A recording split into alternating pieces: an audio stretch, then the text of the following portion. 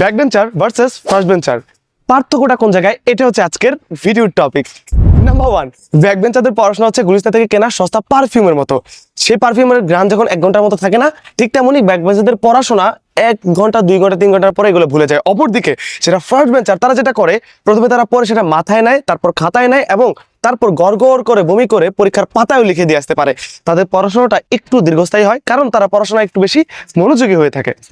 Number 2, back বেঞ্চাররা ক্লাসে যায়, class করে, পড়া হয়তো পড়ে কিংবা পড়ে না। অপরদিকে যারা ফার্স্ট বেঞ্চার, তারা তো টিচার লেকচার করে, ঠিক এর আগের দিনই কিন্তু টিচার যে লেকচার পড়াবে এর পরের লেকচারটা পড়ে আসে। ওই লেকচার তারা ইউটিউবে ভিডিও দেখে আসে, কনসেপ্ট ক্লিয়ার করে আসে, যাতে করে সে এক কদম আগে থাকতে পারে। আমার মনে হয় কি জানো, যে ব্যাক বেঞ্চার আর ফার্স্ট বেঞ্চারের মধ্যে পার্থক্য মাত্র একদিনের। তুমি ব্যাক বেঞ্চার জাস্ট ক্লাসটা করো ওই দিনের টিচারের, আর ফার্স্ট বেঞ্চার জাস্ট একদিন আগে ওই নির্দিষ্ট পড়ার আগের পড়াটা পড়ে আসে। তাই কি করতে হবে বুঝে গিয়েছো।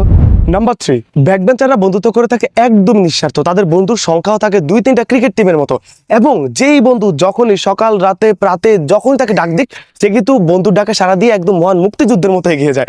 অপরদিকে যারা ফার্স্ট বেঞ্চার, তারা কিন্তু সবার সাথে বন্ধুত্ব করে না।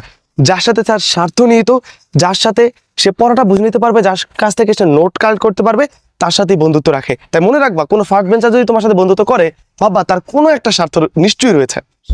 নাম্বার 4, সম্পর্কের কথা বলতে গেলে ব্যাক বেঞ্চারদের সাথে তাদের শিক্ষকদের সম্পর্ক থাকে একদম দা কুমড়া সম্পর্ক। মনে হয় একজন আরেকজনকে ছেড়ে কবে যে পালাবে, এই একটা সম্পর্ক থাকে। কারোর সাথে কোনো সখ্যতা থাকে না, এমনকি কোনো আন্ডারস্ট্যান্ডিংও ভালো থাকে না। টিচার ভাবে এর শত্রু, অনেক সময় শিক্ষার্থী তো বুঝোই।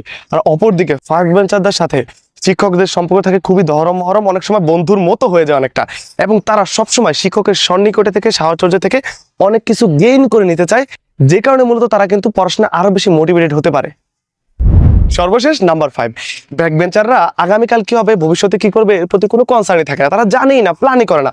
অপরদিকে যারা ফার্স্ট বেঞ্চার, তারা যেটা করে, তারা এখন যে ধাপে আছে এর পরের ধাপ চিন্তা করে ভবিষ্যতে কি হবে। ধরো তুমি এখন কলেজে আসো, সামনে বিশ্ববিদ্যালয়, কোন বিশ্ববিদ্যালয়ে পড়বা, ঢাকা বিশ্ববিদ্যালয়, রাজশাহী, চট্টগ্রাম, গুচ্ছ, মেডিকেল।